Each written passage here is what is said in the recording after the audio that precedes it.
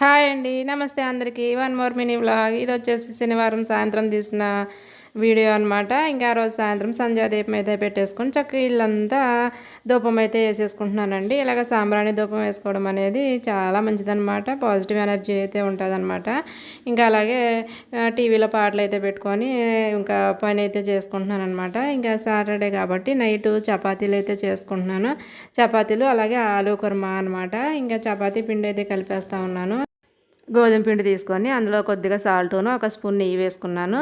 నెయ్యి కానీ వెన్న కానీ వేసుకుంటే స్మూత్గా వస్తాయండి. టేస్ట్ కూడా బాగుంటుందన్నమాట. ఒక 15-20 నిమిషాలు అయితే పిండిని నానబెట్టేసుకోవాలి. ఇంక ఇప్పుడు ఆలూ కుర్మా అయితే చేశానండి. అది వీడియో అయితే మరి ఎలాగో డిలీట్ అయిపోయిందనమాట. నెక్స్ట్ టైం చేసినప్పుడు అయితే వీడియో పోస్ట్ చేస్తాను. అలాగే మా వారైతే నాకు హెల్ప్ చేస్తానని చెప్పేసి చపాతీలు అయితే చేస్తున్నారండి. ఇంకా నేనైతే కాల్ చేశాను అనమాట. మా నైట్ డిన్నర్లోకి అయితే చపాతీ